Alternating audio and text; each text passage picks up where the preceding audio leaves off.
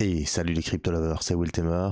Nous sommes le 13 du 12 2021 et c'est l'heure du petit journal du crypto, même s'il est tard. Alors, market cap global aujourd'hui, il perd 7,62%, Bitcoin à 46 980 $, une petite claque à 6,15%, ça fait toujours plaisir et ça réveille. Tu la sens, ça picote, ça fait malade. Et bien voilà, c'est arrivé, le Bitcoin est moins cher. C'est les soldes. Ethereum 3784 $, 8,81% en moins. Binance Coin 527 $, 7,48% en moins. Solana perd 11,26%. USD Coin passe en 6ème position. Cardano, ouf. Moi je la sens en tout cas, elle me pique très fort, 9,49% à 1,24$, suivi du petit Ripple de Jean-Pierre Riffer qui perd 7,70%, et désolé, à mon petit Magic War, il y a ton Polkadot qui perd 10,72%, et le Dogecoin d'Elon Musk qui nous fait un petit 7,46% en moins, mais il repasse devant le Terra Luna. Nous allons regarder un petit peu les top gagnants du jour. Dans les 100 premiers, nous avons le Raven qui nous fait un petit 18,28%, le OKB qui fait 1,94%, et puis Pax Dollar qui nous fait 0,08%. Et après c'est tout, parce que le Pax Dollar c'est quoi? Bah c'est comme l'USDT, c'est la même chose, c'est un stablecoin. Conclusion, c'est bien, Wiltemer kiffe les conclusions. Aujourd'hui, comment dire, t'as pris une claque et ça fait mal. Bienvenue dans le monde des crypto-monnaies. Allez, c'est parti, générique.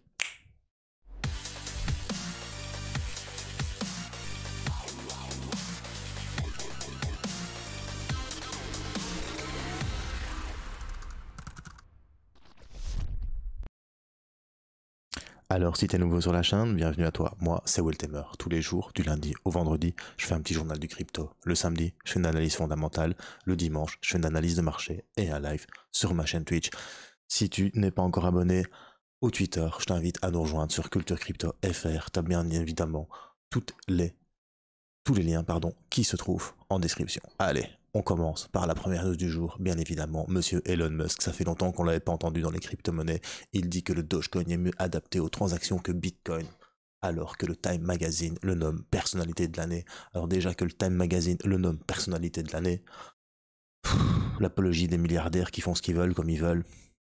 Perso, ça m'emballe pas, mais bon voilà. Alors, selon lui, le Dogecoin est bien mieux adapté en volume de transactions que le Bitcoin comme substitut fondamental pour les monnaies transactionnelles, et que le Bitcoin n'est qu'une réserve de valeur car il ne fait pas beaucoup de transactions. Alors monsieur Elon Musk, je vais peut-être t'expliquer quelque chose que toi tu ne sais peut-être pas, ou alors peut-être que tu sais mais en fait tu as beaucoup de Doge et tu as envie simplement de le faire pumper. As-tu entendu parler de ce qu'on appelle le Lightning Network? Si tu ne sais pas ce qu'est le Lightning Network, tu parles anglais. Lightning, ça veut dire éclair. Network, ça veut dire réseau. C'est le réseau éclair. Pour avoir des transactions aussi rapides qu'un éclair pour le Bitcoin, tout simplement. Conclusion.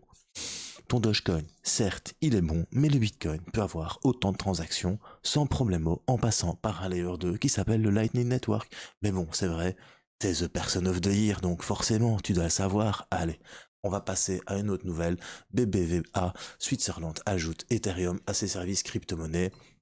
Plusieurs mois après avoir sorti des produits de trading et de garde sur le Bitcoin, la branche suite de BBVA a décidé d'ajouter également les services Ethereum. Cette nouvelle fonctionnalité seront disponibles sur l'application de la banque, aux côtés d'autres options d'investissement, crypto-monnaie. Parlant de banque, on va continuer. L'association allemande de caisse d'épargne pourrait proposer un portefeuille crypto en 2022, ce qui ouvrirait les portes à plus de 50 millions de personnes, 50 milliards de Chinois, non je déconne, mais 50 millions de personnes qui pourraient rentrer dans la crypto-monnaie grâce à leur banque. N'oublions pas que nous ne sommes qu'une fraction des personnes sur le monde qui avons des crypto-monnaies, et que les personnes normales, les personnes lambda, tu sais, ceux qui sont dans la Matrix, eh bien eux, ils vont passer par leur banque, tout simplement pour acheter des crypto-monnaies. Ils n'ont pas compris que grâce aux crypto-monnaies, tu es ta propre banque. Anecdote, à savoir qu'aujourd'hui en Belgique, j'ai pas trouvé l'article parce que ma femme me l'a envoyé tout à l'heure, mais je viens seulement d'y penser maintenant. En Belgique, maintenant, le fisc a le droit d'aller voir sur tes comptes en banque. Le secret bancaire est finalement mort en Belgique. Conclusion, le fisc peut faire ce qu'il veut. Conclusion, on est de plus en plus dans un monde totalement totalitaire. Voilà, c'est tout pour les petites news. Maintenant, on va passer à ce que vous attendez tous. C'est bien évidemment l'analyse technique du Bitcoin. Alors, si tu as regardé le live hier, tu sais bien que j'avais dit que le Bitcoin, c'était assez mitigé. très mitigé même sur le weekly. Nous étions ici et je vous avais dit, on va voir ce qui va se passer demain. Normalement, ça va nous donner la tendance pour le reste de la semaine. Ou pas, encore une fois, n'oublie pas, moi je suis juste un gars comme toi qui kiffe grave la crypto, mais qui n'est pas analyste technique, qui n'est pas trader pro. Donc ce que je te dis, c'est juste ma conviction, c'est juste ma subjectivité. Alors moi ce que je vois, ben pour l'instant, t'as une semaine qui commence dans le rouge et pas qu'un peu, on perd 6% sur le Bitcoin, on attaque la moyenne mobile 50 périodes sur du weekly, ça fait mal. Maintenant, ça peut être un bear trap, t'as peut-être l'impression que là, on va continuer de descendre, mais si ça tombe, en fait, on va fermer au-dessus de cette ligne verte qui est très importante, et si on ferme au-dessus de cette ligne verte, ça fera 3 semaines de suite, donc on devra attendre dimanche, ça fera 3 semaines de suite qu'on ferme au-dessus de cette ligne, et ça veut dire que les vendeurs, ils n'arrivent pas à aller en dessous de cette ligne. Conclusion, c'est les acheteurs qui auront la main et peut-être nous verrons enfin le Bitcoin se réveiller d'outre-tombe et dire t'as vu, je suis toujours là. En tout cas, aujourd'hui, c'est plutôt le contraire. Il a dit, tu sais quoi, aujourd'hui je vais m'amuser, je vais juste envie de te faire pleurer. Conclusion, je vais te faire croire qu'on passe la moyenne mobile 200 périodes daily, mais tu vois bien qu'au final, on l'a enfoncé, que pas grand chose, hein. Quand tu vois par rapport ici, le 4 décembre, on a descendu à 41 661 $. Là, on descend simplement à 45 843 $.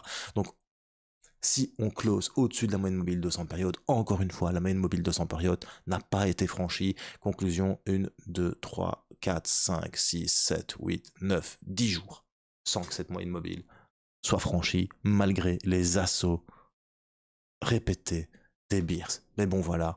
Les ours sont dans la place, ils sont à l'affût, ils attendent une erreur, simplement des bulls. Et si les bulls ont les boules, j'espère qu'ils vont se retourner et qu'ils vont montrer de quel pump ils se chauffent. Voilà, c'était Will Temer pour le petit journal du crypto. Si t'as bien aimé, un petit pouce bleu. Si t'as pas aimé, un petit pouce rouge. Et surtout, bro, n'oublie pas, c'est les soldes. Et quand c'est les soldes, qu'est-ce que tu fais? Comme un bon consommateur, comme un bon mouton que tu as été éduqué par cette belle société. Quand t'as des soldes, ben t'achètes, hein, même quand t'as pas besoin. Et ben là, c'est la même chose pour le Bitcoin, bro. T'as des soldes, t'achètes, mais peut-être que t'en auras besoin. Allez, peace.